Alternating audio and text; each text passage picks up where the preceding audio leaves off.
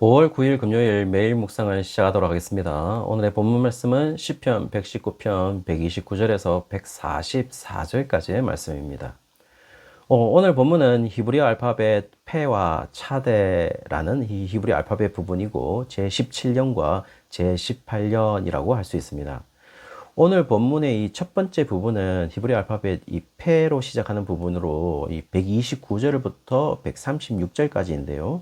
여기에서 129절에 처음 나타나는 단어는 페레라는 단어입니다. 놀랍다라는 단어인 것이죠. 그러나 사실 이 단어의 의미는 이 기적, 경이로운, 그 다음에 불가사의라는 단어를 의미를 가지고 있습니다. 그래서 인간의 언어로 설명이 불가능한 것을 의미하고 있죠. 그래서 주의 증거들은 단순히 놀랄 정도가 아니라 하나님의 속성을 가지고 있는 것이기 때문에 인간의 설명이 불가능할 정도로 경이로운 것이다 라는 것을 이야기해 주고 있습니다. 사실 하나님의 말씀으로 창조하는 이 창조의 사건부터 경이로운 것이 아닐 수 없죠. 문제는 분명 주의 증거들은 이 경이로운 것들이 맞는데 경이로운 것으로서 이것이 하나님의 하신 일로 받아들일 것인가에 대한 문제인 것이죠. 그래서 130절에 약속된 자에게 하나님은 자신을 비추어 우둔한 자들이 하나님의 하신 일임을 깨닫게 하신다라고 이야기를 해주고 있습니다. 다시 말씀드리지만 문제는 그것을 하나님의 하신 일이다라는 것으로서 받아들일 것인가 라는 것이 문제인 것이죠. 그것을 받아들이는 자들은 주의 계명을 사모하는 자들이고 주의 이름을 사랑하는 자들로서 133절에는 그런 자들의 길을 주의 말씀이 인도하실 것임을 이야기해 주고 있죠. 그리고 그와 대조적으로 134절에 보시면은 주의 말씀을 아닌 길로 걸어가는 사람들이 반드시 존재하고 있다라는 사실들도 이야기해 주고 있습니다. 그래서 주의 말씀대로 길을 가는 자들은 135절에 보시면 반드시 주의 얼굴을 그런 자들에게 비추실 것이다 라고 이야기를 하고 있고 주의 율례로 가르칠 것이다 라고도 이야기를 하고 있습니다. 우리가 그 엠마오로 가는 제자들을 보시면은 그 제자들이 말씀을 풀어주시고 해석해 주실 때 눈이 밝아져 예수님을 알게 되었다라고 말하고 있고 그들이 엠마오로 가다가 이제는 그들의 방향을 예루살렘으로 전환을 했지 않습니까? 왜냐하면 예수님의 말씀이 있었기 때문이죠. 그 예수님의 말씀은 뭡니까? 예루살렘으로 가서 성령을 기다려야 하기 때문인 것이죠. 따라서 주의 말씀을 사모한다는 것은 단순히 감정적인 문제가 아닌 것이죠.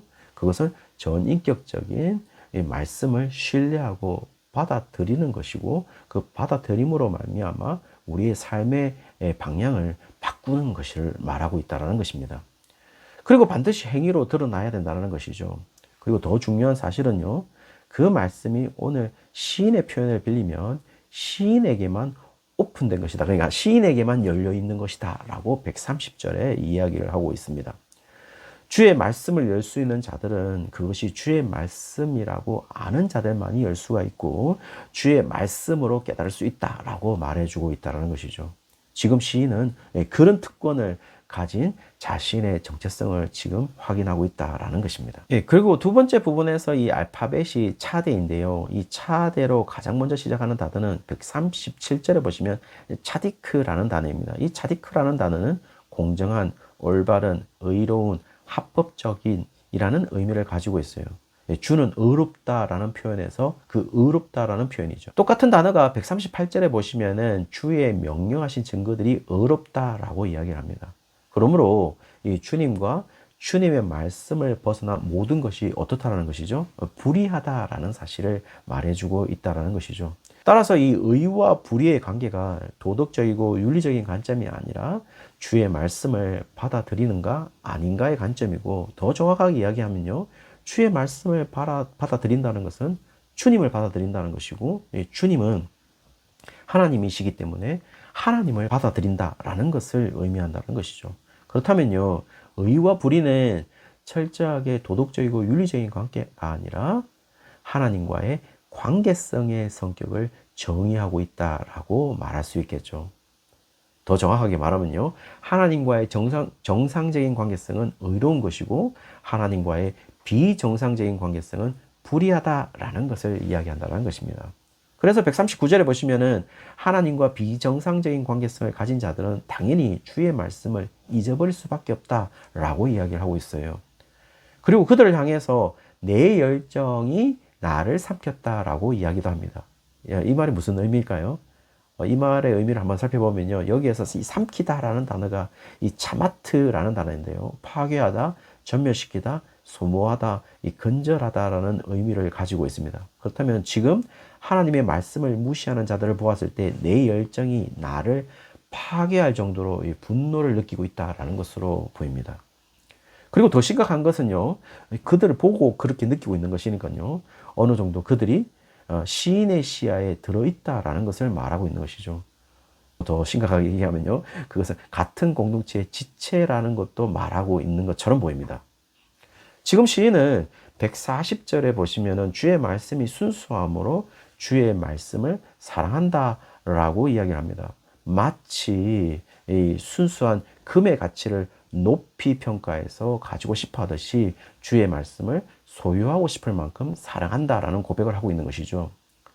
지금 시인은 이 공동체 안에서 자신을 평가할 때에 그렇게 높게 평가하지 않는 것처럼 이 141절에 이야기를 합니다. 어떻게 이야기하냐면은 미천하여서 멸시를 당한다라고 표현을 하고 있거든요. 그러나 이제 뭐 그들의 평가가 중요한 것이 아니라 주의 법을 잊고 살아가는가 아닌가가 중요하다는 사실을 지금 시인이 이야기하고 있는 것이죠. 아마 이 공동체 안에 자신은 인간적인 기준에서는 미천하고 멸시를 받고 있지만 자신은 그렇게 평가받을 수 없다라는 사실을 지금 시인이 얘기하고 있는 것처럼 보입니다. 왜냐하면 나의 평가는 인간적인 기준에서 평가되는 것이 아니라 주의 말씀에 의하여 지금 내가 주님이신 하나님과 어떤 관계성을 가지고 있는가에 대해서 판단되어진다 라는 것을 이야기해 주고 있는 것이죠.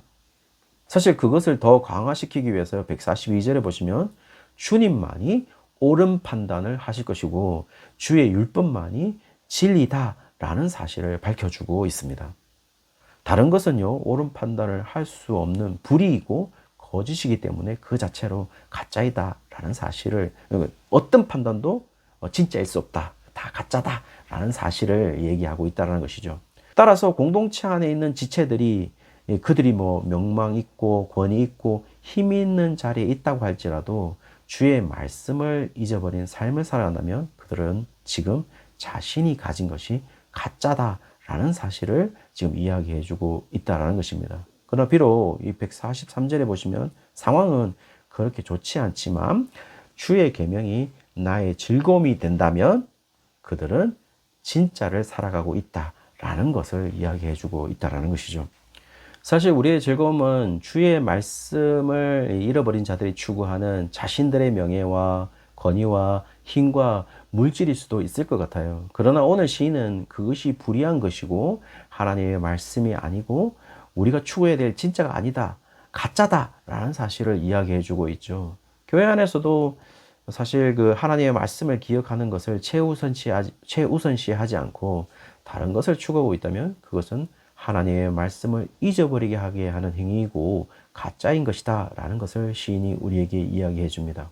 그러므로 공동체 안에 미천한 자로 멸시를 당하는 자로 자신이 정의될 수는 있겠지만은 그것은 오히려 하나님의 말씀에 비추어 보면 가장 가치 있는 특별한 자로 정의될 수도 있다라는 사실을 이야기해 주고 있고 그것은 그 사람을 중심으로 생각하는 것이 아니라 그런 자를 이끄시는 하나님은 완전하고 자신의 백성을 구원할 것이고 인도하실 것임을 이야기하고 있기 때문에 그런 사람을 이끄시는 하나님 중심으로 생각을 해서 그 사람을 평가해 보면 다른 판단이 나오게 된다라는 것을 이야기해 주고 있죠. 그리고 그렇게 하시는 역사가 단순히 일시적인 것이 아니라 142절에서는 영원히 그렇게 하실 것이다 라는 것을 이야기해 주고 있습니다. 그러므로 영원히 우리의 이 정체성도 변하지 않는 것이죠. 왜냐하면 하나님만 영원토록 오르시기 때문인 것이죠. 그리고 144절에 보시면 이런 사실을 깨닫게 해달라고 요청을 하고 있고 자신을 살게 해달라고 강구하고 있는 것이죠.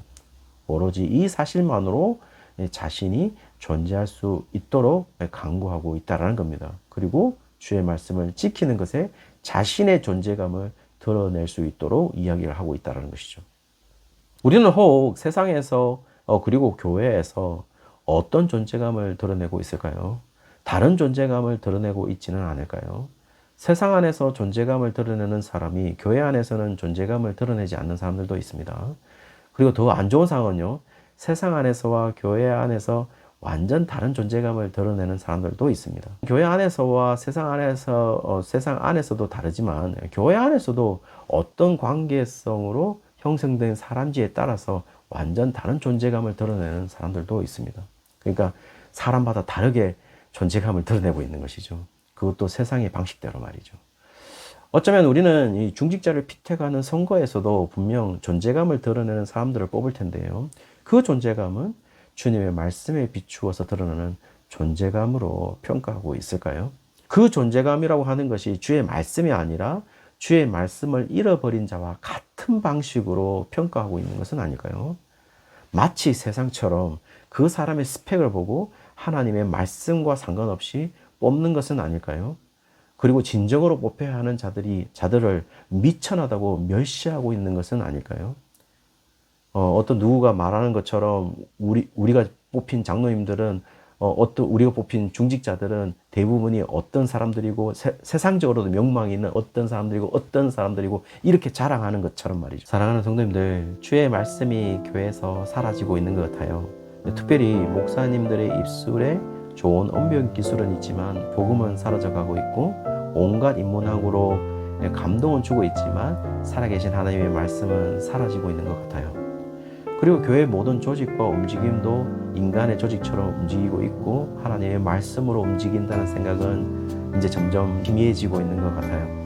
사랑하는 성도님들, 우리가 우리의 직장 속에, 우리의 관계성 속에 우리가 하나님의 말씀을 가진 자로 그 말씀대로 살아가는 자의 모습이 반드시 나타나야 할 것입니다.